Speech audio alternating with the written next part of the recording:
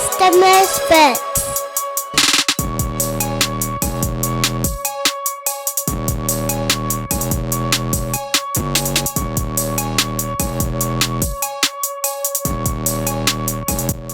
Hey everybody, welcome back. Brandon is not able to join us today, but today we are joined by executive producer, the sports ministry apologist, the, veteran of everything just about.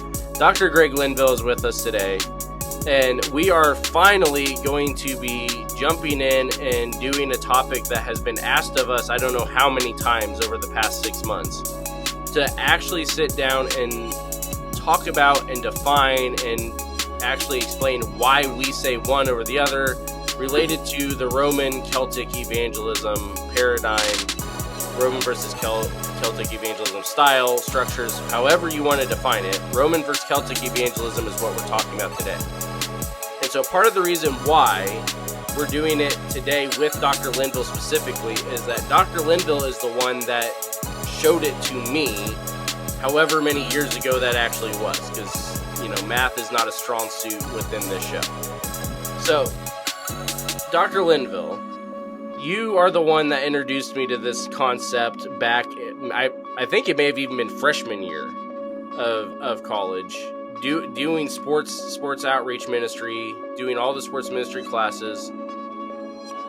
It was, for me, something that was actually not new. It was just the first time somebody else actually explained that, hey, this is actually a real way of doing things and not a foreign concept that is just out there and strange and everything else. So walk us through a little bit, what actually are we talking about when we talk about Roman and Celtic evangelism styles? Well, let me get to that in 1 second. First, I just want to affirm you, Andrew, and for those that have been paying attention to the ministry Misfits, this is, in my mind, a very, very important podcast. And what you're getting is there's a whole lot of folks that are called to ministry, that are called to full-time vocational ministry, but it doesn't mean you're a pulpit minister, that you're preaching every Lord's Day morning or evening. And there's a lot of us that are just out there and we kind of feel like misfits, but we do have ministry and in our call. And so kudos to you guys for doing this. And yes, let's all find our misfit ministry and let's go after it. And Andrew is proof, I think, still that you can take a course from me and still remain sane. So Andrew, it's good to be here with you in this way. Yeah, so the Celtic evangelism, for many years, we meaning CSRM, we had what was called the Sports Outreach Summit, 20 plus years of bringing people together that were doing local church sports rec and fitness. And every year we did what we called back then the academic symposium. And one year we had Dr. Hunter come and speak to us about this. And really what he had put together in a very academic way, but yet still very readable. In other words, he jumped through the academic hoops, but he also then did it in such a way that pragmatists, those of us that are doing it, could really grab hold of and understand it. And he really gave kind of the underlying foundational premises of which all of our sports rec and fitness outreach ministries are based on. And he did it in this historical context and in this cultural context. So the historical context, think New Testament church up through 600-700 AD, and cultural, think about it from the Roman Catholic and the Orthodox, Greek, Russian, what have you, Orthodox, and then the Protestant. And he helped us think it through in Southern Europe as opposed to Northern Europe. And so that just started to really make sense to us, that those of us that were in the sports outreach community. So I don't know that I answered your initial question, Andrew, but that's the foundations of it. Now, Dr. Hunter was a professor at Asbury Seminary, Asbury College and Seminary. And we're recording this in a year that Asbury has had another revival, and they've had a few during their history. But in the Methodist tradition, it has been a stalwart for Christocentric, gospel-centric teaching of the Word of God, and we would encourage anybody to go there. And so Dr. Hunter came from that school and brought us this basic understanding. Where do you want to go from there? You want me to? Well, that's what I was going to say. So, for those that don't know who he's talking about, Dr. Hunter wrote this book here, Celtic Way of Evangelism. It's how Christianity can reach the West again. And so he wrote this book, and this book is what Dr. Linville made us read as freshmen. And it is what, like he just said, especially within those of us that are focused in on outreach ministries. So sports ministries, rec ministries, fitness ministries, food pantry style ministries, all these different things. This really identifies how we are able to have a Christocentric model for doing outreach. And this is really part of where the discussion as far as why outreach is kind of looked at kind of weird right now kind of starts. Because you have some people claiming outreach is just politics. You have some claiming that outreach is only for the church, which is another discussion we already did on Misfits. But the idea that we're trying to get at today is we're going to look at what the Christocentric model looks like for evangelism and why, the Misfits, CSRM Dr. Hunter argues that the Celtic model is the better approach. But when we say better, that means there are two models. So we've already talked about the fact that this is looking at a historical example of evangelism in a cultural context.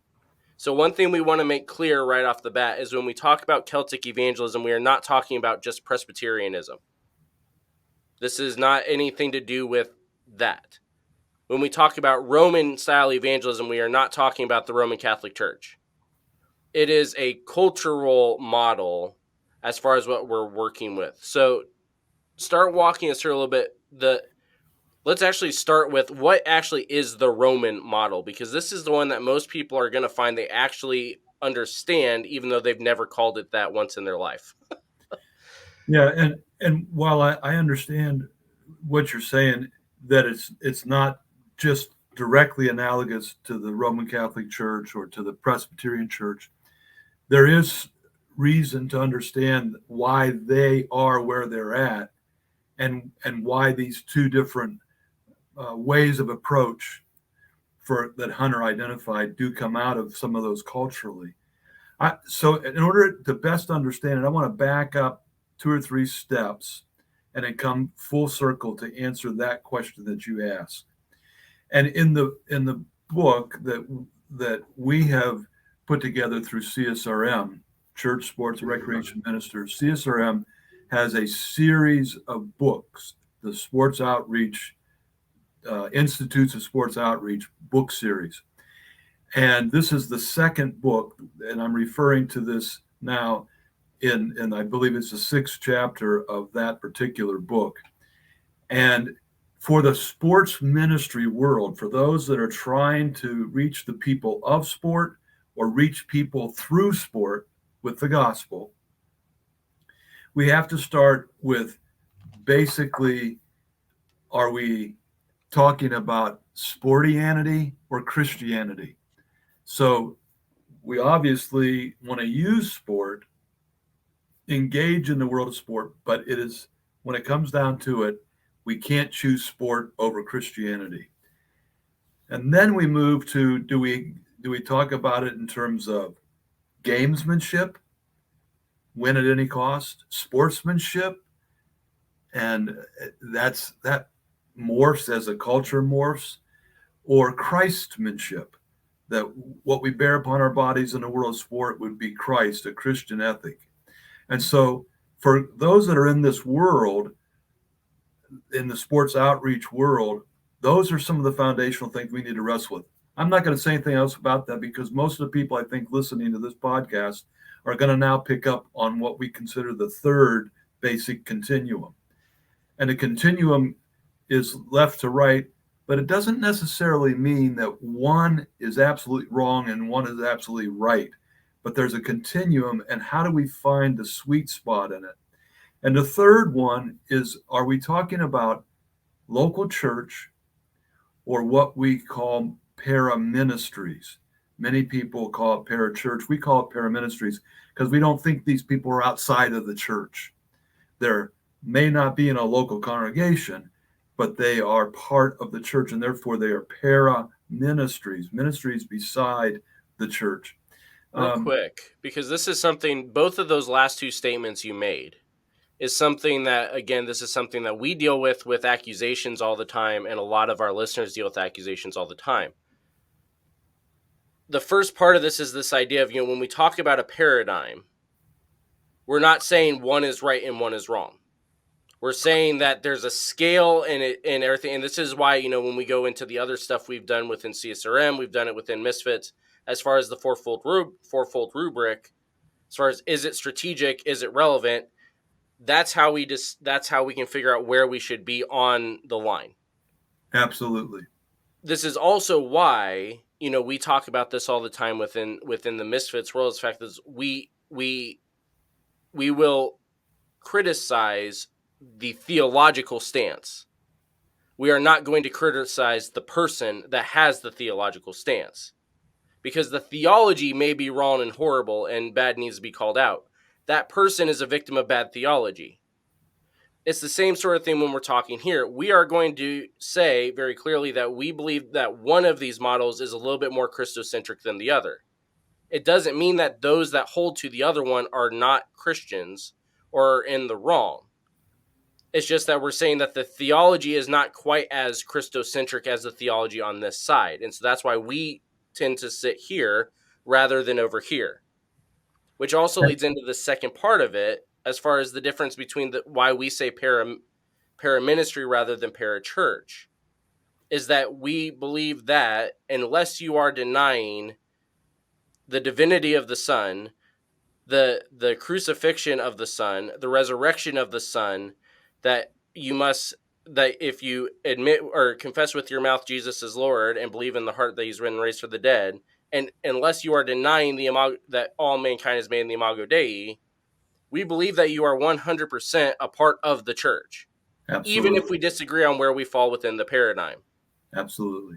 So we use the term para-ministry because we're not outside of the church. That's right. We are working together for a kingdom-centered, Christocentric ministry. That's exactly right.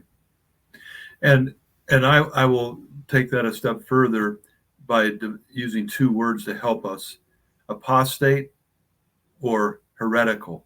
Mm-hmm. And sorry to tell you this, Andrew, I've read some of your college papers, and you are heretical. But I am too. Every single Christian is heretical at some point, even if it's a minor point, and even if 99% of it, they're straight on. In other words, I at one time in my life believed in one thing, and I won't say because I don't want to alienate anybody, but I changed on it, and I don't believe that anymore. I believe a different thing. I was either heretical then or now. But I'm not apostate. And so right. What you're talking about is that anyone who calls Jesus Lord and is open to him, Jesus, changing our mind and hearts, we're not apostate. And we may change some things as we go forward. Yeah, and this is what, Dr. Lynn, I don't know if you've caught up with where we're at within our season here within Misfits right now, but this is part of what we've been talking about the past 3 or 4 weeks. As far as this idea of what happens when we actually allow the Spirit to renew our minds. Yes. We talked about this when we talked about the fact that when the Spirit renews our minds, we actually begin to understand what Paul means when he says, I've learned to be content. Right. When we allow the Spirit to renew our minds, we understand what gentleness actually looks like. We understand all these different concepts. We're able to actually start showing the fruits of the Spirit. all these different things we've been talking about this past month. And that's part of what, again, this whole discussion here is as well, is how does this affect our focus, both in terms of is it Christocentric and is it actually evangelistic? Right. So we critique the theology, which means we address the issue, the theological issue. We do not criticize the person Right. who's bringing that.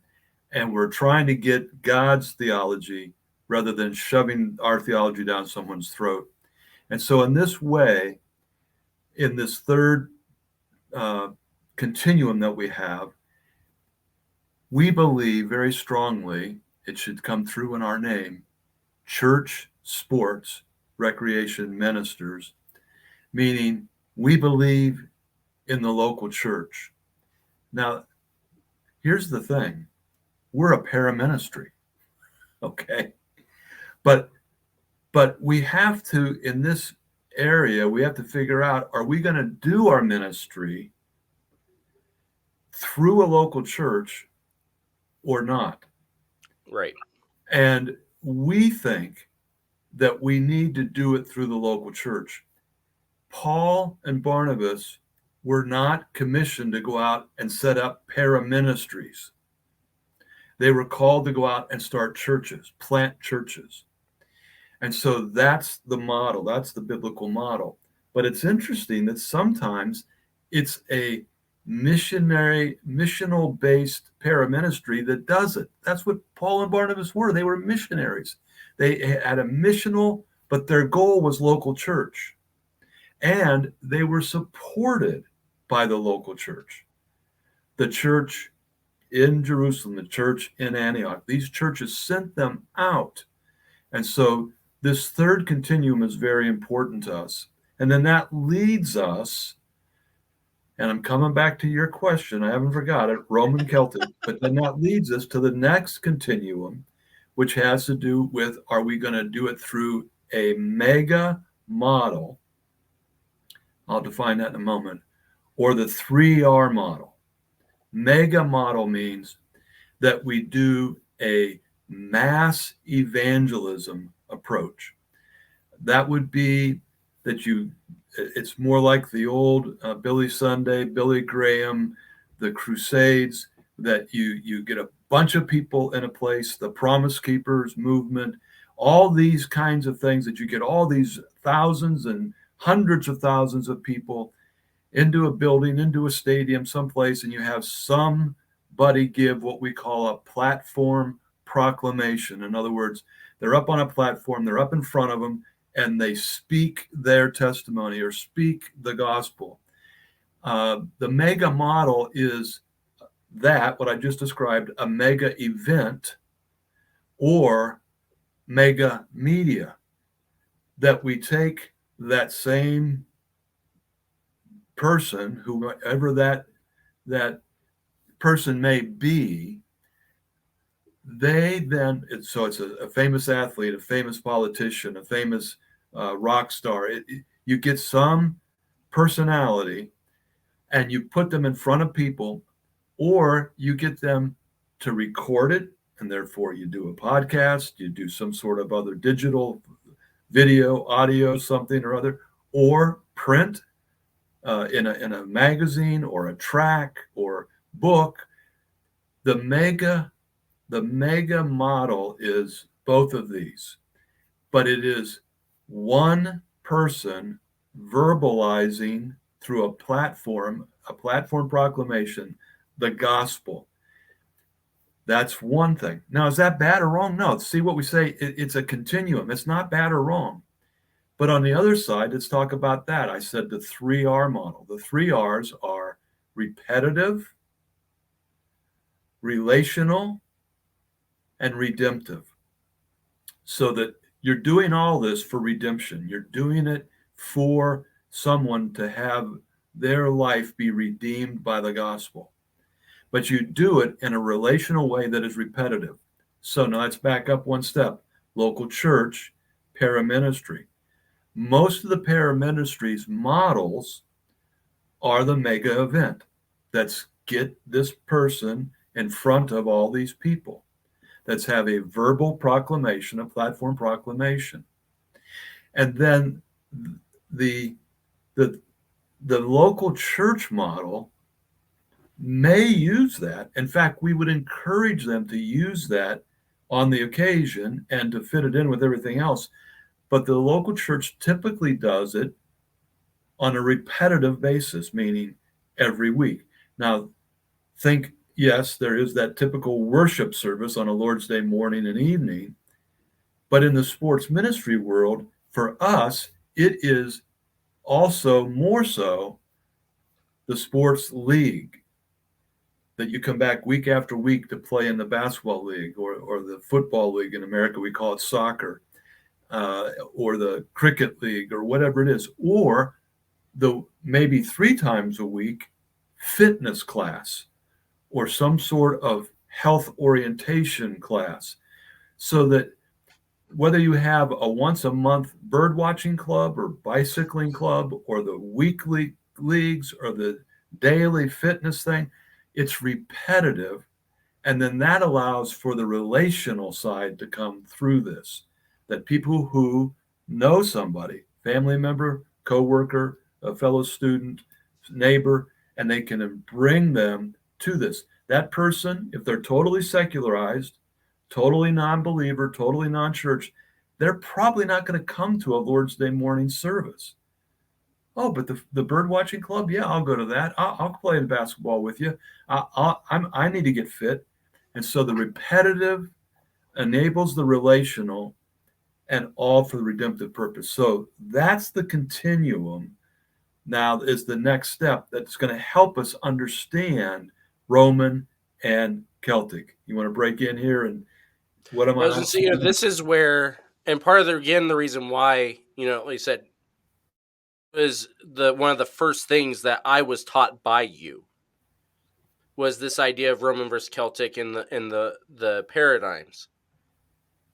One of the reasons why this was the first thing is because this is really the foundation for everything else that we do. So what he just described there is what we talk about within the evangelistic disciple making. It's evangelism, yes, but it's about the relational side of things and the disciple making side of things. Why does that happen? Because of the fact that we talk about the 5 B's. We start with belonging before we get to believe and baptize and everything else. This idea is foundational to all the other methods that we go about within evangelism. This is part of what, when we talk the 3 tiers, we talk theology is the foundation. We'll get to the theology behind this to begin with, but this is one of the foundational methods to be able to go about doing everything else. That's Which exactly is why, right.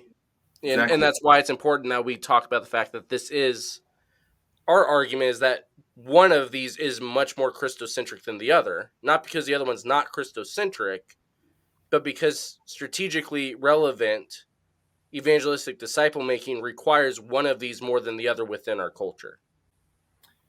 More so all the time. Right.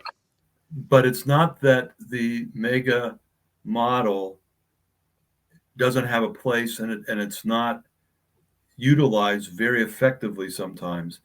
It's just that we've seen the shift that used to be the most effective, and it no longer is. In the sports ministry world, some of the particularly minor league baseball teams have what they call church night or Christian night, or they call it different faith, things. It's normally, now they call it faith night normally, but yeah. Faith night.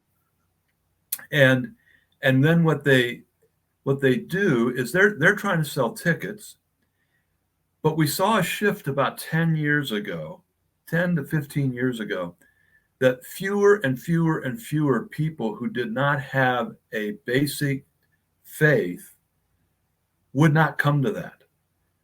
And so the people that are attending those already have a faith. Right. And if the message is come to faith, well, they're already there because they've got a faith. Now, that's generally speaking. And so we have to understand where we are culturally. And what you also described there, I'll take it to another level too, a deeper level, with the idea of either one of these, the mega model or the 3R model. We have to ask ourselves, are we about the Great Commission to what? Go and make disciples? Or are we just counting conversions?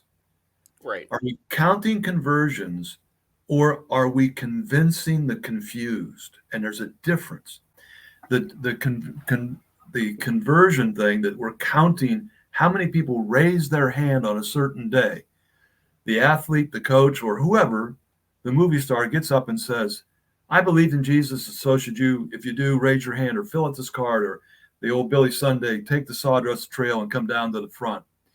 All of those things, all of those are a model. And again, God can use it. But if we think that we're done when they raise their hands and all we've done is count a convert, we don't get the Great Commission. And the Great Commission is not about a day's disciple, someone who likes Jesus today. And they may even just be raising their hand because they think they're going to be able to get down there to that athlete or movie star and get their autograph. What we're after is a lifelong dedicated disciple, the two double Ds, a day's decision or the dedicated disciple. And so what we are helping people understand in this continuum is that we are trying to not just count converts, but really go and make disciples. I'll say one last thing on this Great Commission, and then we'll finally get to the Roman and Celtic. and that is that the Great Commission says what? What's it say, Andrew? Go make disciples. Go make disciples of all nations, baptize them, teach them, and then he'll be with us. All right. Excellent. So, you know what? We get the go. Yeah, we're going to go. And I'm going to make a disciple. But we never baptize. And the last that I know, and I credit this to Tim Conrad, one of our pioneers, who's been actually studying this, and he says that there are 50 things that Jesus commanded when he was on earth. Now, even if it's half of that, even if Tim has missed it by 25,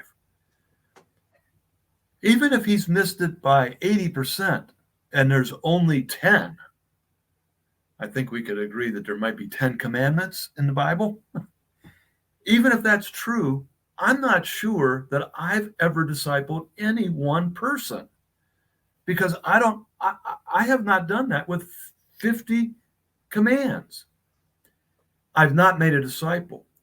Now, I don't want to go overboard on that, because I don't think that any one of us has to actually say, okay, I'm going over number 1, number 2, number 28, number 34, number 49, number 50. Okay, now you're discipled. That's not what I'm trying to say here. So let's be realistic. But until we take seriously the Great Commission to go get them baptized after they've converted and teach them all Jesus taught, we're not really making disciples. And so that's why we say it's so important for the local church to be involved in this. Well, real quick, Greg. Let me say this one thing real quick so that people don't get angry at me. Or you're on the wrong show for that. say I'm a heretic. Baptism can be a stumbling block for some people because they're part of a tradition that baptizes infants. We can have that discussion at another time. We actually already did. But even we actually already have here. Well, good. Even those traditions work on the basis that even if you were baptized as a child, once you profess faith in Christ as an adult, that then you make a public confession, and it's often called confirmation. So whether you actually pour water on them or dunk them and baptize them after they've made this profession of faith, or you simply say, I'm confirming my infant baptism It's a public confession. The point is, if you go to make a disciple, you've got to get them saved. You got to get them in relation with Jesus. They got to get baptized, confirmed, what have you, and they got to be taught the gospel. They got to be taught. That's fulfilling the Great Commission.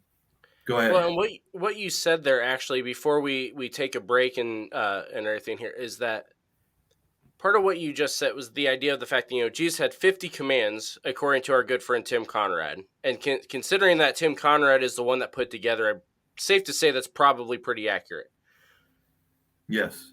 Even if that's the case and we're saying, okay, because there's all these 50 commands, there's no way that I've ever discipled any one person. That's an okay statement to make. Because again, this goes back to why we are talking about this idea of a Roman versus Celtic style of evangelism for the local church. Is that the discipleship process is not just a one-on-one, it is a community of believers. Absolutely. It's what we have in Hebrews 11 as far as the great cloud of witnesses. Excellent. Or Hebrews 12 with the great cloud of witnesses. That side of it is actually a big piece to why it's so important for us to have community. Not because of the appearance of community, not because it's a requirement to be a Christian, but because it makes us be able to be better disciples. We talked about this a few weeks ago also. We talked about it both in terms of why we worship and how we pray, as far as the corporate side of all of that. Yes. Now, the other thing you said, as far as, we know he's got 50 commandments.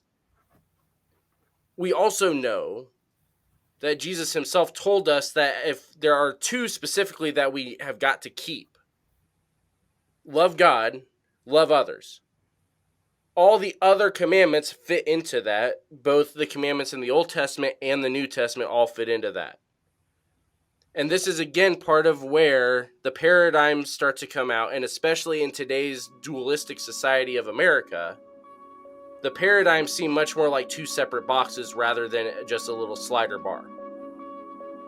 And so that is what we're going to get into. For those of you listening on Misfits, we're going to get to it after this break. For those of you on the CSRM podcast, come back next week and we're going to hit it then. We'll be right back.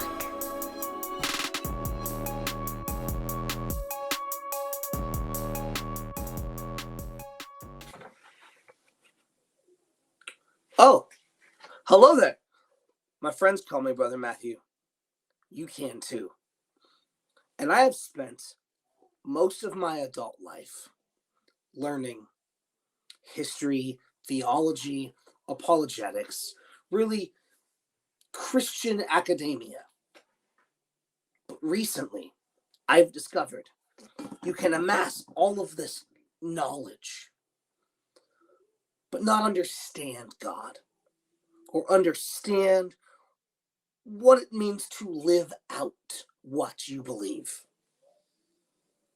If that's you, then follow me on this journey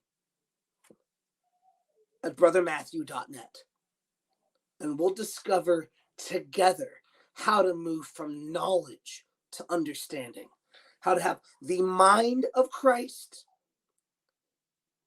in the heart of Christ. What's up, everybody? Joe here from Buddy Walk with Jesus. Buddy Walk with Jesus is a show designed to delve deep into the intimate reality of God's present kingdom through raw and honest conversations. And I'd like to invite you guys to join us as we continue on our journey through the book of Matthew. Whether you start from the beginning or jump in at the latest episode, we'd love to have you along for the ride as we seek to unpack the heart of God through the personhood of Jesus. You can find Buddy Walk with Jesus anywhere where you can find podcasts, including our newest home over on YouTube Podcasts. You can also head on over to facebook.com/buddywalkwithjesus. Engage with me over there, as well as our community group at the Buddy Walk community. Remember two very important things: that you are prayed for and you are loved deeply. Peace, y'all. Today's a great day to start your own podcast. Whether you're looking for a new marketing channel, have a message you want to share with the world, or just think it would be fun to have your own talk show, podcasting is an easy, inexpensive, and fun way to expand your online reach. Buzzsprout is hands down the easiest and best way to launch, promote, and track your podcast. Your show can be online listened on all major platforms within minutes of finishing your first recording. We just switched to Buzzsprout for Season 2 and have immediately noticed the difference. With Buzzsprout, you get a great-looking podcast website, audio players that you can drop into your websites, detailed analytics to see how people are listening, tools to promote your episodes, and more. Podcasting isn't hard when you have the right partners, and Buzzsprout and the Misfits want to help you get started. Contact us for a free consultation call, and then visit our affiliate link to get started with Buzzsprout. Using this link not only helps support the Misfits, but it also gets you a $20 Amazon gift card. The teams at Buzzsprout and Ministry Misfits are passionate about helping you succeed. Join over 100,000 podcasters already using Buzzsprout to get their message out to the world. To find out more, go to www.ministrymisfits.com/affiliates.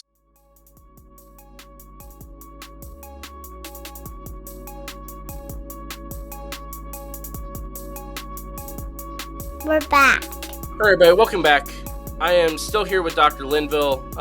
Those of you who CSRM podcast, this is the second half of the conversation looking at the Roman versus Celtic evangelism paradigm, evangelism styles, structures, whatever word you want to put on it.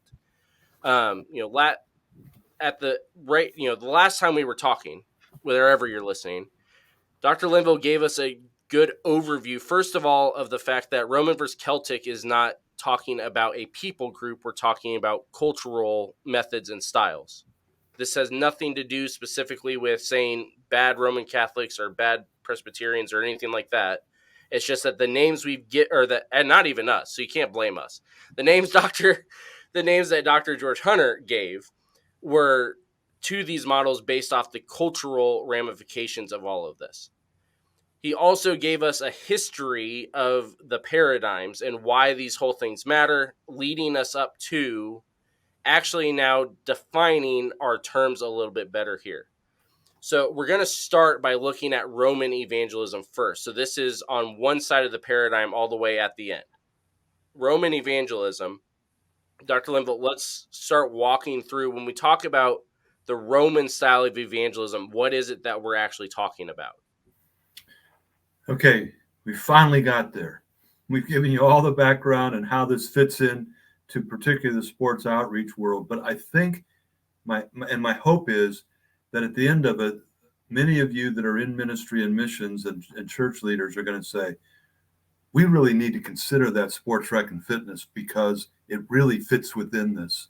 So finally, the Roman, there are 7 categories that Hunter helped us understand in the book. Now, I have to be honest, I don't know if he came up with these 7 or if it's something that we've morphed out of it, but it's certainly, the roots of it are certainly in the book, if it's not exactly these 7 categories. The concepts are civilization, priesthood, monastery, ministry, theology, and culture. And I'm sorry, there's only 6. Those are the. It's okay. You're on Misfits. We don't get any of our numbers right. Those are the concepts. So for the Roman, in terms of civilization, and again, these are general statements, generalities about what the Roman Catholic Church did in the first centuries, AD, from Christ up to about the 6th century, 7th century AD, that you had to be civilized before conversion.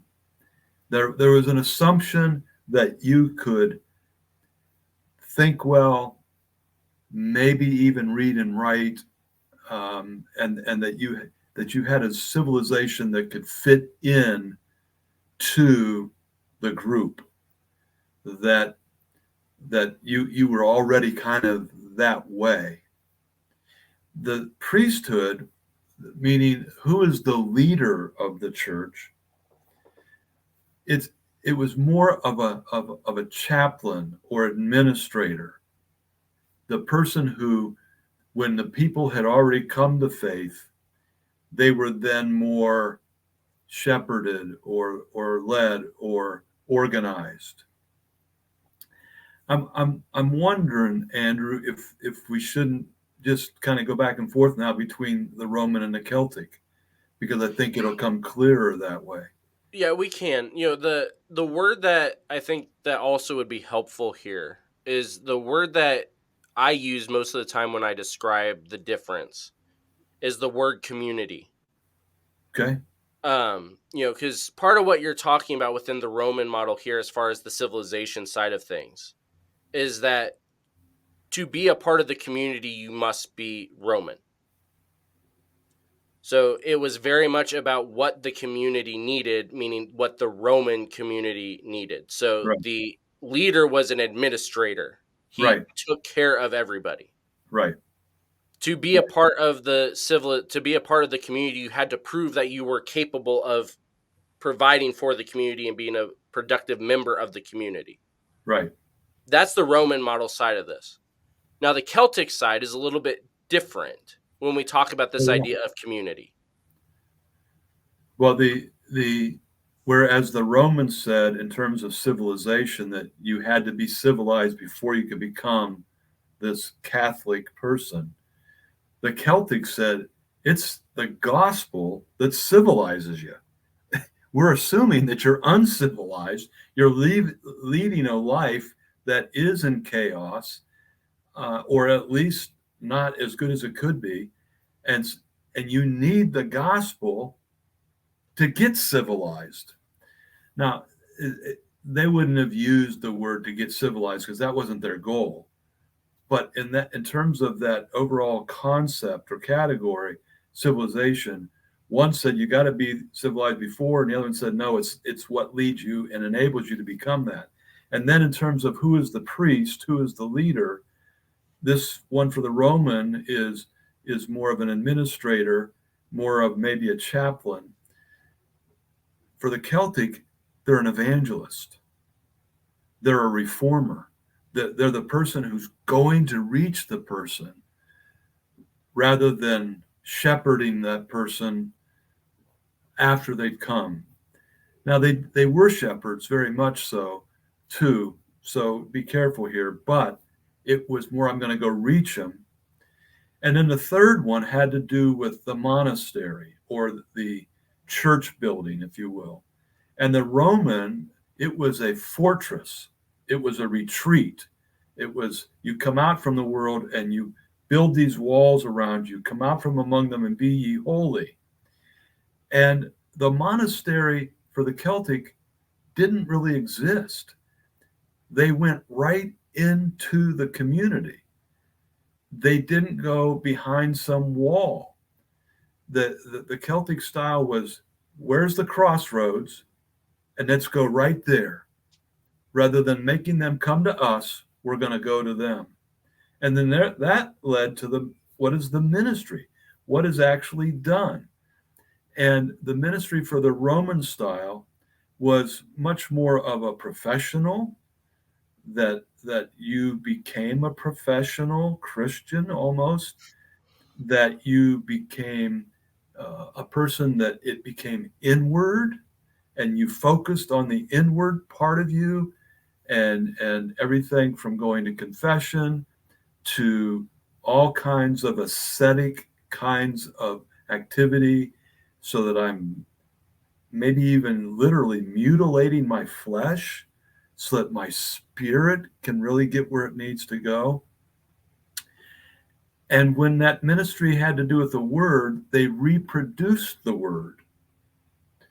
And even some of them, the Celtic that followed the original Celtic style, and I thank God for this, by the way, they were the ones that hand wrote out the Bible and put it behind a fortress, But that was more of a Roman style that we're going to reproduce the word, reproduce it. And that at that time, there was no printing press, there was no digitation.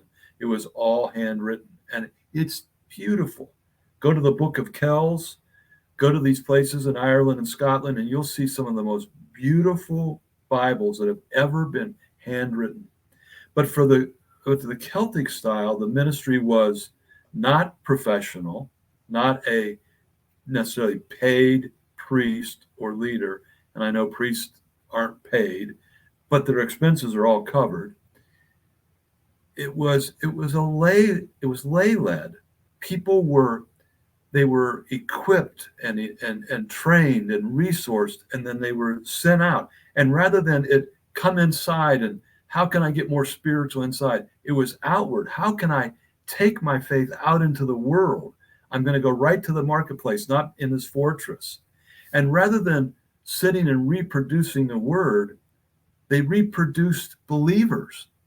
They were reproducing the word through new lives in Jesus. And so monastery, the building, how do they go? Where do they go?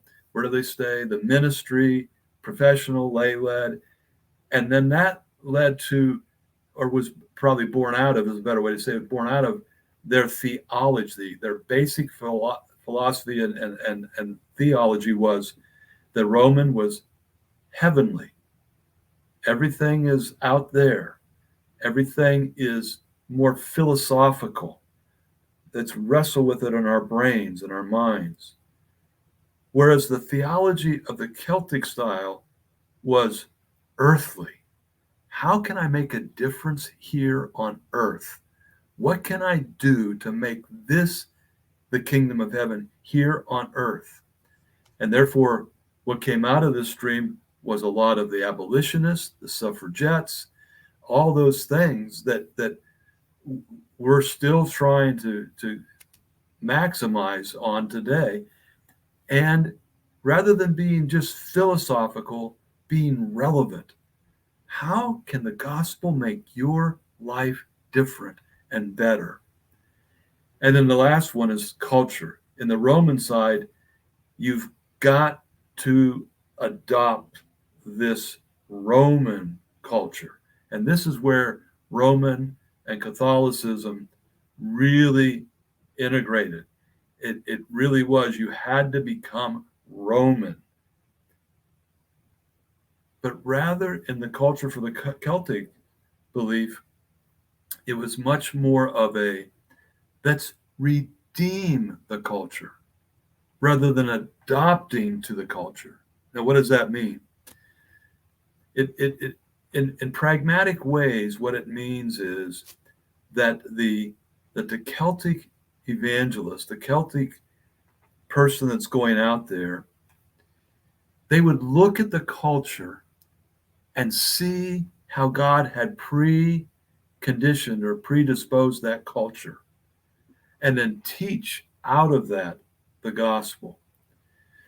So they would say things like this. They would communicate the gospel. A big thing in Ireland and Scotland was the three-leaf clover.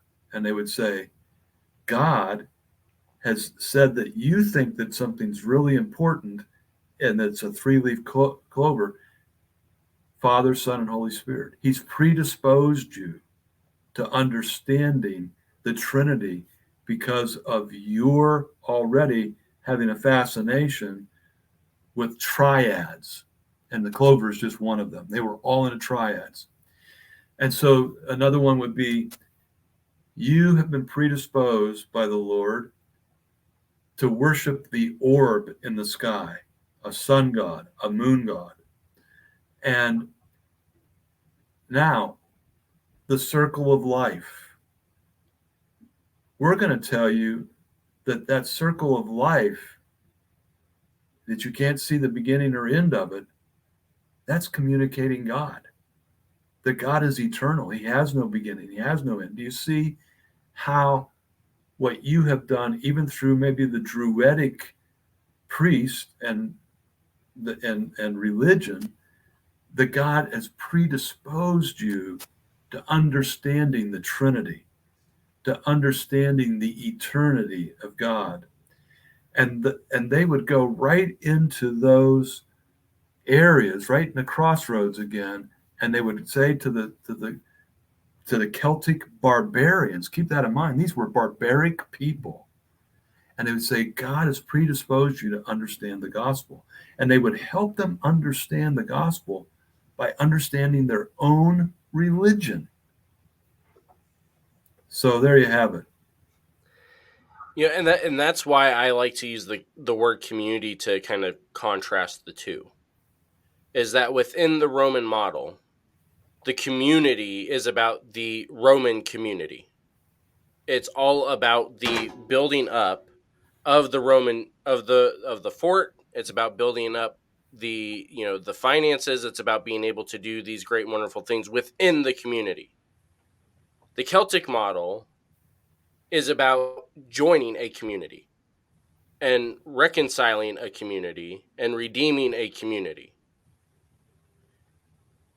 And there's a reason why specifically this topic is becoming more and more necessary again in 2023, is because we're talking Roman versus Celtic and the evangelism styles and everything else. But part of what Dr. Linville highlighted also during that whole thing was the difference in kind of the theological and philosophical approach to both, was that we could also label this again a spiritual versus a physical paradigm.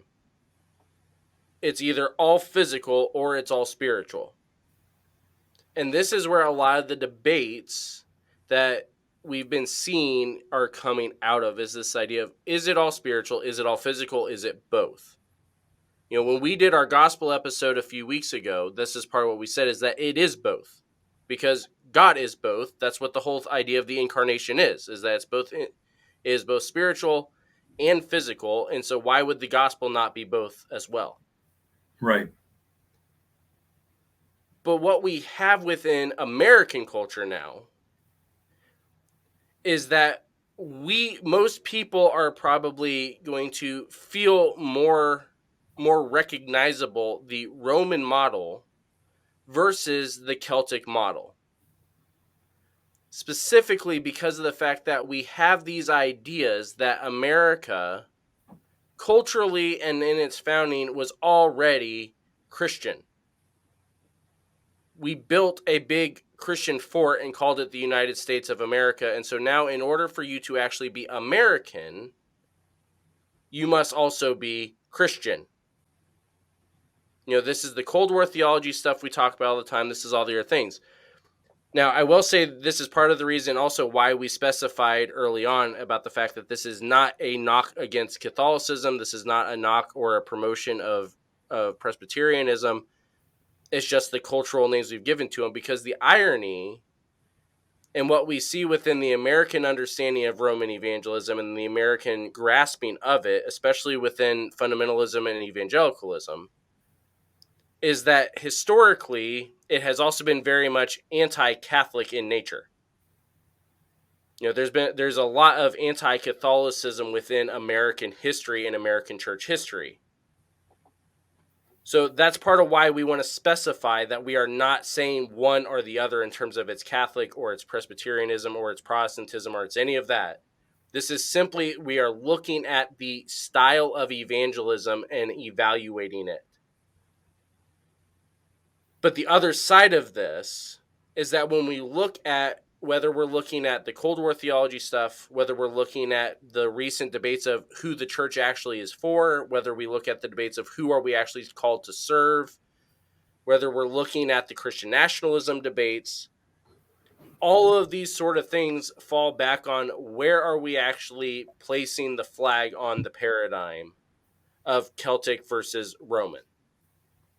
Because like Dr. Linville said, one side is saying it's all earthly, it's fleshly. We are going in and we are going to redeem the people here, and we are going to reproduce disciples here, and we are going to build God's kingdom here through disciple making. The other side is very much, it's academic, it's thinking, it is very much, it's all about the spiritual, and it's all about that. And so we've just got to make sure that we keep our minds clear and we think about God correctly. And so if you don't think about it correctly, then you are now outside the walls. And especially now, again, when we talk about the fact that we are so politically divided as an American church here in 2023, it should become very clear how we are no longer sliding along the paradigm within our fourfold rubric idea of being strategically relevant and efficiently effective. And instead, now it is very much just about which fort should I join? Should I go and become a Roman, or should I stay a Celt and just join the culture and just work on the culture? So the question now then, Greg, is how do we actually go about thinking about how we evangelize in today's world when we have this divide where you have some that are saying Celtic evangelism so much that they've lost sight of the actual idea of the evangelism side of it. You have some saying Roman so much that they've just built the walls up even higher. And you've got some of us on the outside that are running around saying, wait a minute, what happened to being strategically relevant and going and making disciples and reproducing disciple makers and renewing our minds as we allow the Spirit to also renew the culture around us? How do we actually kind of go about bringing this discussion into our churches as far as saying, hey, we need to look at how we are actually approaching reaching the people around us? I think it's the right question. And I'm going to first of all say that it is different in different parts of the world as to what is the most effective. Because what I'm saying by that is that the West is in decline in many ways, including spiritually, but there are places throughout the Southern Hemisphere and different places in Asia, etc., that is different. And so we do have to keep our typical or not typical, but our contemporary, Cultural. where we are today, culture in mind when we think about these things. So I'm going to speak primarily from a Western perspective, but I think even that will help everybody else.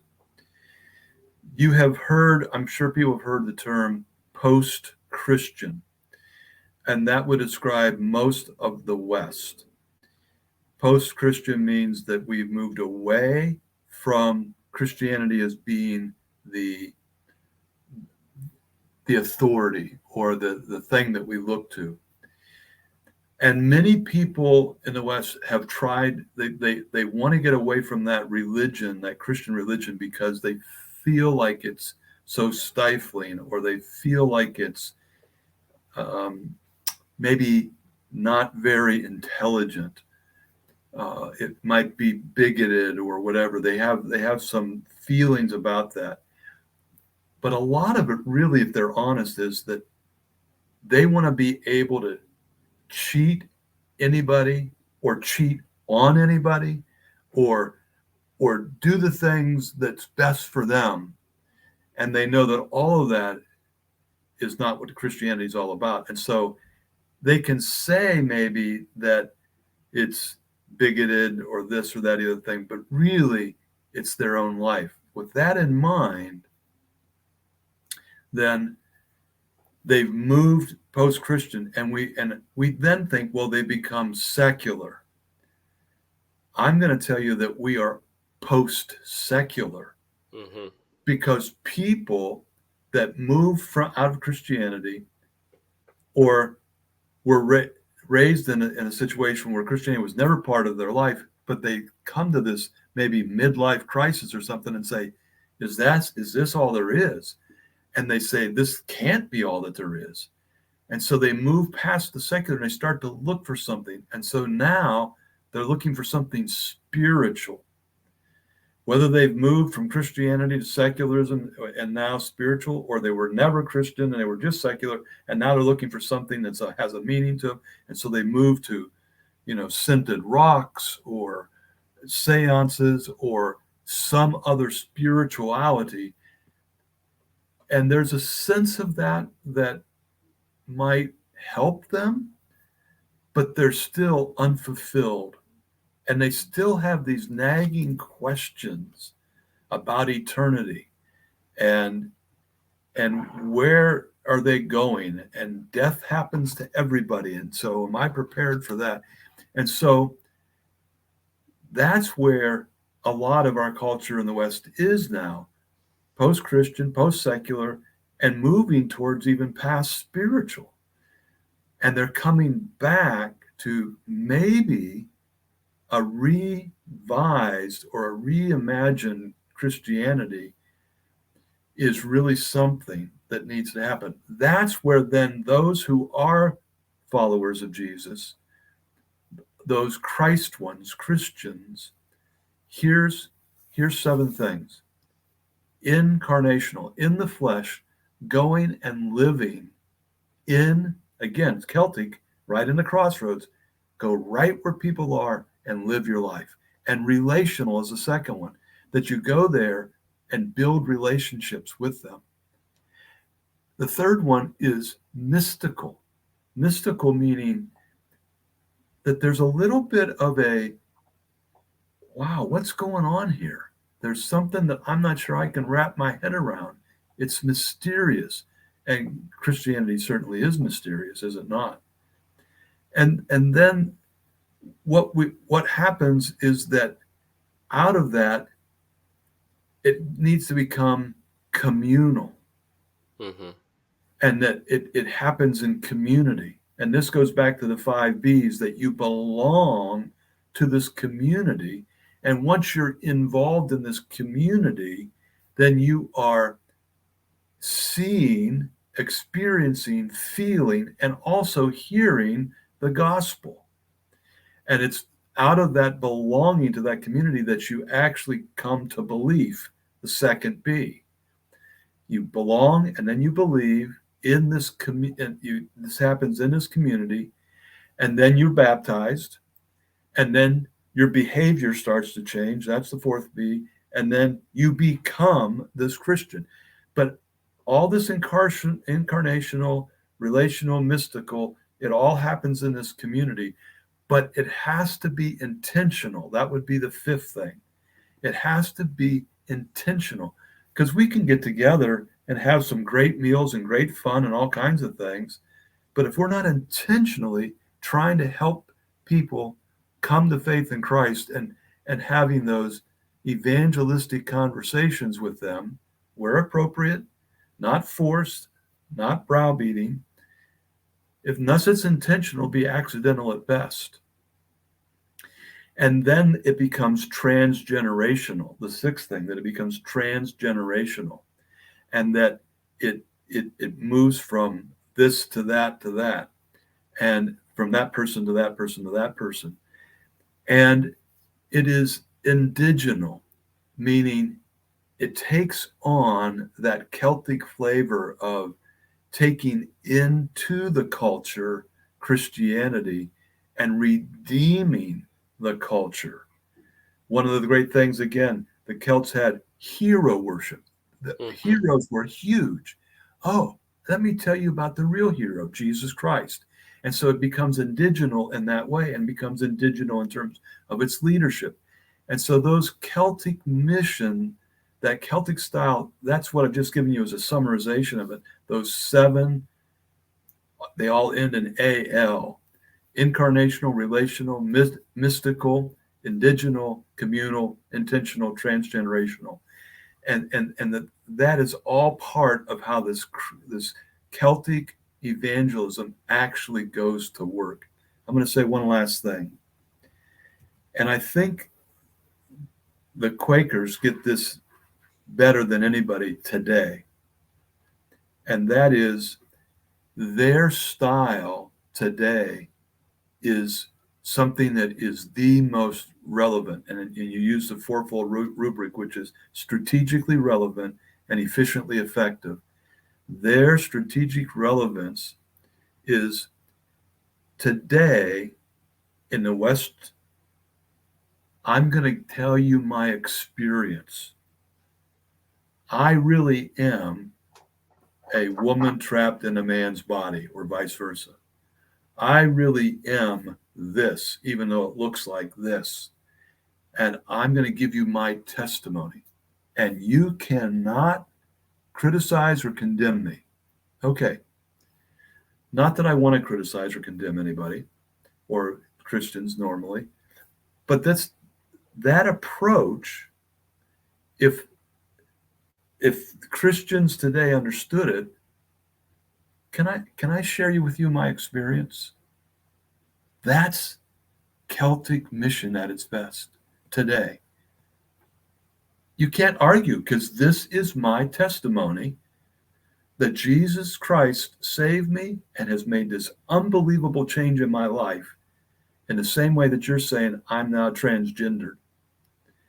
Now, it's not the same, because obviously Christianity has to do with a whole lot more than just personal identity. But I think you get what I'm saying, that in our culture, we can't criticize anybody for their experience. And Christians just need to take that approach. And this is what the Quakers have said. It's not their distinctives, it's their testimonies. They call them testimonies. And I think there's something there that we need to really jump on board with. And this is part of why, because one of the criticisms we get on Misfits all the time is that we are too studied and too involved with culture. But this is exactly why we are, is because if we are going to actually be effective in the Great Commission, we have to understand what's going on around us. And this is the word that you use there for we're no longer even post-Christian, we're even post-spiritual. Yes. This is a lot of the heat that we get within the deconstruction movement, of this idea of the fact that, well, you guys just are out there trying to sin and that's it, and you don't care about the scriptures, you don't care about this, and you don't care about that, and you just want spirituality that allows you to sin. But what we've actually found is that most people that deconstruct are doing so because they're tired of just the spiritual talk and want to actually see the theology that's at the center and at the base. Yes. And if we are doing our jobs and the theology is Christocentric, they're going to go back to a Christocentric theology that is biblically based. That's right. That's why, that goes into the three tiers. It's the same thing here within the way that we approach evangelism. If we are actually going out and doing things Christocentrically, then we are going to be aware of what is going on around us. John 4, Jesus has to go to Samaria. It doesn't say that they went through Samaria. It said he had to go because he was aware that the time was right for him to meet that woman at the well. Yeah. He was aware of all the people around. He was aware of the blind man on the side of the road. He was aware of the woman that touched him. He was aware. He was constantly aware of his surroundings. And so he was able to effectively minister both to their spiritual and their physical needs all at once. That's right. And let me say that when I say that post-Christian, post-secular, post-spirituality or spiritualism, that happens in a person's life. It can happen in one person's life, but it also happens culturally. And in the West, the first is very true, post-Christian. It is, I think, largely true about post-secular. It's moving into spiritual. It's not totally post-spiritual, Right. but COVID, that's the way cultures are moving. People have already moved there, many individuals. Yeah, COVID has kind of caused the normal time frame that because one of the things, anybody that has taken a class with Dr. Linville, that has listened to Misfits for very long, or that has listened to CSRM and the Misfits together at any point in time. No, we are very much, we recognize patterns because by nature we're all coaches. And so we recognize patterns so we can see very clearly this pattern that goes on as far as the cycle within cultures and within Christianity and with all these different things surrounding a lot of these paradigms. COVID has caused there to be a little bit of a speed up and a little bit of delay in some of these different paradigms. That's right. But part of what also has caused a lot of the movement, we talked about this. It wasn't the last time you were on, but one of the last times you were on when we were looking at the muscular Christianity movement. Right. We talked about this there as well. But this idea of the fact that the culture saw things within the church that was like, oh, this is really good. They saw what the YMCA was doing as far as disciple making, but said, no, let's just work on their character instead now. And so character development was huge, and that became huge within the culture. But then part of what we saw, and again, this goes back into the Cold War theology stuff we talk about, is that the church, rather than continuing on in the mission that God had laid out, the going out and making disciples, instead of doing that, culturally, the church instead decided, okay, we're going to retreat back into the fortress and build up our walls so at least we are safe. And if you want to be a part of this, you must prove to us that you are as moral as we are in here. And this has led us into why we now are having this discussion. Because 2 weeks ago, we saw a well-known pastor say that if your church is worried about how if your church is worried about non-Christians not being comfortable entering your building, then you are in the wrong, because the church is not for non-believers. It's only for believers. It's also why we get the conversations we deal with all the time of people saying that we should only provide for the needs of other believers, because we know that we can at least trust them to do what we think is right with the money that we're giving them. That's right. It's a losing sight of Christ at the center, which Right. He is the incarnational one that allows us to be able to do both the spiritual and the physical. That's exactly right. Like we talked about last week, He is the one that has all authority. He has authority over the culture, so we don't need to fear the culture around us, even when it no longer looks like it does inside of our fort. Because our job is to go out and redeem the culture and proclaim Christ as the one that reconciles all things to Himself. Let me share another thing here, Andrew, about this Celtic style of evangelism, because it's speaking to exactly this area that we're talking about right now. And that is that we recognize this Celtic style of evangelism recognizes that people are on a spiritual trajectory or a spiritual journey. And much of what has been the traditional church-based or church, worldwide church, not local church, but the Christian way of evangelism is kind of a one-size-fits-all, and that every single person today needs to make a decision today, right now. Now, what I'm saying is that there's another continuum here, and that is on the continuum is in the heart of the individual that is now being related to. We call it resistance or receptivity. And the Celtic evangelist gets a read of where this person is. Are they resistive? It's a big red. I am not, stop sign. I don't want to hear it anymore. Or is it a green light? Is it a receptive? Tell me more, tell me more. And so in that 5B, where are they at? And so for us to understand, to enter into these relationships and enter into these Celtic styled relationships, that we have to be very sensitive to where these people are.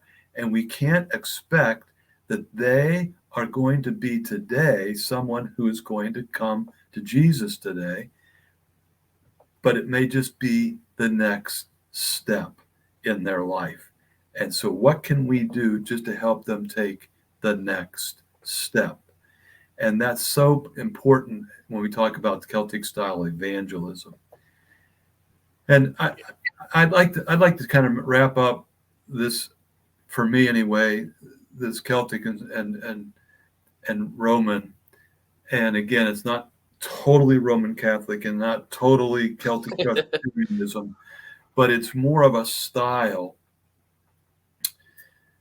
And it comes down to this. I don't know if you are aware of, or anybody was, that they had a council of Whitby at the Whitby Cathedral, and Whitby again in the British Isles there in Scotland, and the Roman and the Celtic came together and clashed. And when you go study this, a lot of the historians have put it in this perspective. They had to reconcile the calendars. Mm-hmm. And that, in other words, Christmas, or more so even Easter and Lent, was at different times. We see this today, that the Orthodox Church has Easter a week or three after the Catholic and Protestants. It was that kind of thing that was a decision that was made at the Whitby conference that they had. But this was, I think, in the 700s, maybe 600s AD, that they had this. But more important than just setting the calendar, here's what I want you to grab hold of. The non-mission won over the mission. In other words, the Roman won over the Celtic. The non-growing won over the growing. Again, Roman won over the Celtic. The hierarchical, meaning the priesthood, over the congregational, the Roman won over. The clerical over the laity, that everything went into the priest as opposed to the lay ministers. And the outsider, meaning the Roman coming into the culture, dominated over the indigenous culture. And this all happened there in this process of Whitby. And I think to the church's overall detriment. And we have to be careful today, to be careful not to take some of these things that we find very difficult and just cast them out. The best analogy that I can come up with in our day and age right now, in this last year, was the movie about the Jesus movement, Jesus Revolution movie. And the church, the existing church, could not handle this influx of people like me, Jesus freaks, with all the long hair and all the guitar playing and, all the love-in kinds of things that happened in New York. And, and as a result, the churches lost, the traditional and, to a large degree, mainline churches lost, and they all went out. And so the Parkside group and the Willow Creek group and the, all of these Vineyard. groups, Vineyard, they all came out of that. And we have to make sure that we don't squelch this Celtic style of evangelism today. But I want to give you a personal testimony about this. Retrospectively, we understand this. When I came to faith, and we go back now some 50 some years, I didn't want anything to do with the church. It was boring at best. I didn't want any of that. And then suddenly, these hippie type of folks came with their guitars and harmonicas and various things, and they started to say, Jesus is the way. And every night of the week, as a high schooler and just out of high school, I was at a different coffee house in this city and that city and that city where I lived. And the idea was that you would go and you would sing all these praises to Jesus, and then you would take a whole bunch of tracts and go out to the mall or go out to the park or go out someplace and shove them down people's throats. Get saved now, get saved now, get saved now. And it was all well intentioned. But what I began to recognize was that though the enthusiasm and the hearts were right, the theology was shallow at best, Mm-hmm. particularly this theology about evangelism. And I realized after a year or two of that is that I was probably turning more people away or offending more people than I was winning. And so I said, okay, help me, Lord, understand this. And that's where the concepts of relational and repetitive and redemptive, rather than, declarative and condemnatory. And then I said, well, if they're not willing to come to this Bible study or to this coffee house, then what do I do? And that's when I realized that they would come back week after week after week to what? A softball game, a basketball game, a fitness class. And that's when it started to make sense for me personally. I didn't know about Dr. Hunter. I didn't know about the Celtic way of evangelism, but I began to understand it experientially. And so I look now back on these 50 years, and I'm saying it makes so much sense to me that my life was so shaped at that point Mm-hmm. that I needed a better theology that led to a better philosophy that gave us an organizational structure that helped our methodology, and that it all comes down to this Celtic way of evangelism. It's interesting because this is part of where, I have the opposite kind of story of you relating to all of this. Is that, when I got to your class, I came from, my family helped plant a church when I was in junior high school. We were part of it. And one of the things that always kind of, I kind of, clashed a little bit with it. And, I was just the high school kid, but, I was kind of clashing with, some of the decisions that were being made. As a small church in a small town that was just being planted, we were running a soccer tournament that was bringing 300 kids in. There you have it. But the problem was that it was so big and it was becoming bigger that the decision came, okay, well, can we keep doing this or not? Because it's costing money. It's costing a lot of time. We don't have a lot of people. And my argument was at that time, like, we cannot give this up. It's like, this could be the thing that allows us actually to plant. We're inside the community. We have people that are coming and doing something they love. We're developing relationships, all these things. But it was sold. And that always kind of bugged me. It's like, why am I like the only person in this church? Is it just the high school kid thing? Is it just the teenage rebellion thing? Why is it that I'm the only one in this church that seems to have a problem with the fact that we just sold off this tournament? And then when I got into your class, not just because it was sports ministry, but specifically because of the fact that we were talking about this idea of what evangelism is and why we do it and how we do it. And this idea of the fact that it's about the disciples that we are reaching and the relationships that we are building, not about whose name is on it or how much it's costing or how many people actually showed up the following Sunday or not. But it was about what we were doing for the community as the hands and feet of Jesus.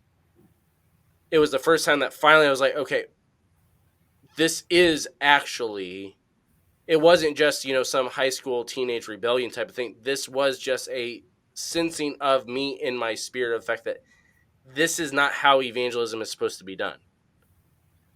This is not what we're called to do as a church. And again, I'm not saying anything about personal evangelism styles here. I'm saying as a church, we're supposed to be here for the community, not the community be here for us.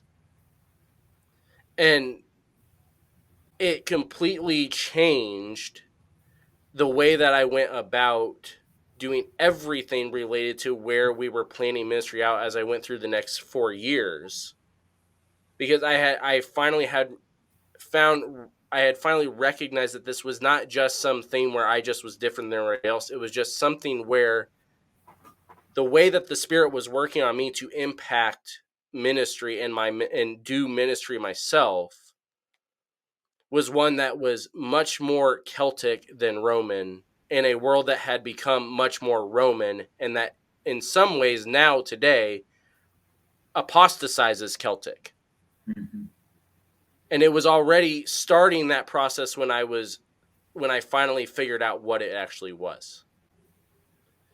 And and one last thing here before we go, this is going to be hopefully a blog in the near future if I ever remember to write it.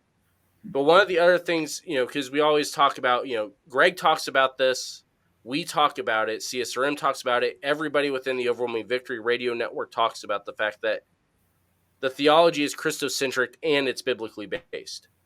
So where, if you're having this discussion, can you actually point to the Celtic model within Scripture? When we look at how Jesus describes evangelism using fishing metaphors, it's very difficult in our context, and especially those of us that are sports rec and fitness, where fishing actually is a part of the ministry in some cases. We're not talking about standing on a shore, throwing out a line, and then pulling somebody back in, which is very much the Roman model. We build up the fort, we send somebody out, and then we have them bring them back into the fort.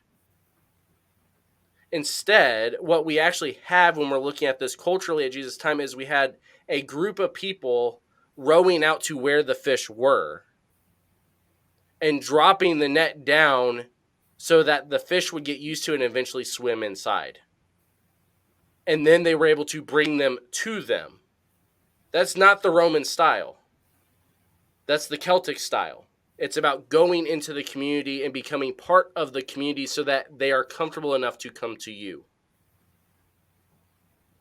We have this model in Scripture, we just don't necessarily recognize it as such because, one, our technology is different, and two, culturally, what we actually recognize as evangelism has shifted as well.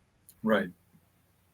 And so that's what, if you want to learn more about this, there's a couple of different ways you can do it. One of them is by going and actually getting the book that started this whole discussion to begin with, which is The Celtic Way of Evangelism by Dr. George Hunter III. There will be a link on the Misfits site. If you go into resources in the book, you'll be able to buy it from there. It'll link you to the Amazon store where you can buy a copy there. This is one of the books that I actually do remember reading within college. And, Greg is nodding because he knows that I'm 100% accurate with that. But yeah, if you want to go find more, it is in the resource section on the Misfits site. You also, while you are there, can find this book, Sports Outreach Fundamentals by Dr. Greg Linville, where he goes through not just the Celtic and Roman models of evangelism, but all of the different paradigm shifts that we've talked about here today, as well as the fourfold rubric and the 3 tiers, the 2 disconnects, evangelistic disciple making, all of it. It's all in there, specifically geared towards sports outreach, but the methods and the theological implications that you get in there can be applied well beyond just sports outreach ministry. So you can do that. You can also find out more about Greg by going to csrm.org. If you want to find out anything about how to do the sports ministry side of this stuff, that's where you need to go. Go to csrm.org. You can find all the different stuff as far as how to get in contact with us. Greg and I both do consultations for churches doing this. We've got a very large team, not just in the U.S. We have a large international team doing this in a Celtic style of doing it indigenously. And you can find out about all that at csrm.org. Or if you want just the resources to figure out if this is something you can take to your church leadership saying we need to do this, go to overwhelmingvictory.org. You'll find books, you'll find blogs, you'll find podcasts, you'll find YouTube videos, you'll find information eventually, once I remember to upload it, on how to even go into this from a more academic standpoint. And you can actually sit and take some of these classes from Dr. Linville, and learn way more than we were able to cover in an hour and 15 minutes here. You'll be able to do all of that. You can find all of that over at overwhelmingvictory.org. As Greg mentioned also, he's been doing this for 50 years. Last year we celebrated his 50th year in ministry. We even did a big fun celebration on Misfits with him. If you go to csrm.org and go to the donate tab, one of the things you can do is not only help Greg and support Greg and sponsor Greg and celebrate Greg and everything he's been doing, but you can also find information about some different fundraising opportunities there, to help continue doing what we talked about today as far as helping finance disciple-making future disciples, and doing so specifically in the legacy of Dr. Linville, who has been doing this for so many people for so many, I almost said centuries, but it's decades, not centuries. You can also, though, if you're also wanting to figure out how to support Misfits, you can do that by going to patreon.com/ministry misfits. There's 4 or 5 different levels there. You can support us that way, get a bunch of goodies, merchandise, extra episodes, invitations into the studio to listen in on and ask questions on conversations like this, as well as, like I said, some extra episodes, including one coming up with Joel Bowman talking about mental health related to gun violence, specifically from both a spiritual and a mental health perspective, how we walk through those sort of things. You can also go to the website, ministrymisfits.com, and you can find out more information about everybody that's been on here, as well as go to the merch store and get some of the Misfit Paul gear, the Tikva gear, all that good stuff. Also, while you're there, go to the blog. We have a new blog post up dealing with the first of the 3 tiers. We're going to be doing a series on the 3 tiers that we talked about today. Specifically, this one dealing with Christocentric theology and the theological truths in our level 1 foundation. And you can actually find this in 2 places. You can either go to the Misfits site and go to our blog and it'll be there, or you can go to overwhelmingvictory.org and go to the blog and you'll be able to find it there as well. So whichever channel you're listening on, if you go to our website, you'll be able to get access to that blog.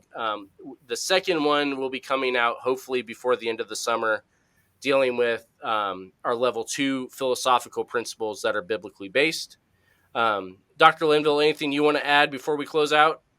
We've got a couple of new announcements, and one of them I'm really excited about is the Caribbean Nazarene College has just taken on the Agone Institute. That's our master's level, but you can also get it at a bachelor's level. And it's going to be one of the most economical ways that you can get your degree. But go to the Caribbean Nazarene College, and they'll give you all the information. That starts this fall. And then the other thing is that our 2 books that are coming out. The first is called From Barriers to Belonging, about how local churches can really do sports rec and fitness for people who have experienced some sort of a disability. And then the one that would speak the most tonight that we talked about, Celtic Evangelism, is a book that's actually already been printed and released in Dutch, and we are translating it into English. And it's about tearing down the walls between the church and the non-church community, and through what we call sports communities. So look for those books come out probably even by the end of this year, and get started in your education down there. So I will say also that for one thing that also, if you want to get involved with anything we talked about here, if you are good with languages, one thing Overwhelming Victory Press specifically is looking for is more people that can help in the translation process. So if that's something you think you would either be excited to do or interested in doing, you can either go to the overwhelmingvictory.org website and contact us there, or if you go to the Misfits site and send us a message, I'll be able to get you in touch with who you need to be able to do that. I'll also say that the Barriers to Belonging book, more than anything else, I think right now, may be one of the most important books that Overwhelming Victory Press is publishing. Absolutely. And that's something that it's been a long time coming, and we're finally nearing the end. But that's something I'm hoping to be able to, even for those of you on Misfits, I'm hoping that we're going to be even able to sit down with Dr. Vicky Byler and walk through that book. But even if we can't, once it's out, we are going to let you know, because we've even been talking about it for a while over here. And that's going to be one that nobody within any realm of ministry is going to want to not go without. So, yes, Dr. if you want to Linville, help us translate stuff into particularly Spanish, French, whatever. And we just had our first book published in Malagasy, translated from English into Malagasy, for Madagascar. yes. So, well, I know So- the end, but those are some neat things. So yeah, anyway, Dr. Linville, thank you for making time for coming and doing this. That's it. I'm sure you'll be back. It's not like I'm never able to get a hold of you. So in the meantime, those of you over on the CSRM podcast, come check us out over on Misfits. You can do so at the Overwhelming Victory website by going to the OV radio tab, or coming over to ministrymisfits.com. Those of us over on the Misfits site, go over, check out the other sister podcasts over in the Overwhelming Victory Network at overwhelmingvictory.org, and then you can click on the radio tab, as well as look through the blogs over there, the books we've got coming out, all that good stuff. So in the meantime, we will see you all next week. The Ministry Misfits podcast is a production of Ministry Misfit Media in association with Overwhelming Victory. Dr. Greg Linville and Andrew Fouts are our executive producers, and Brandon Simmons is associate producer. The Ministry Misfits theme song is written and produced by J.D. Laird and Laird Creative Agency. If you would like to get in touch with us, you can email us at ministrymisfitmedia@gmail.com, or by following @ministrymisfit on Facebook, Twitter, Instagram, and TikTok. You can also visit our website at www.ministrymisfits.com or through bio.link/ministrymisfits. If you would like to support Ministry Misfits, you can become a patron by going to patreon.com/ministrymisfits.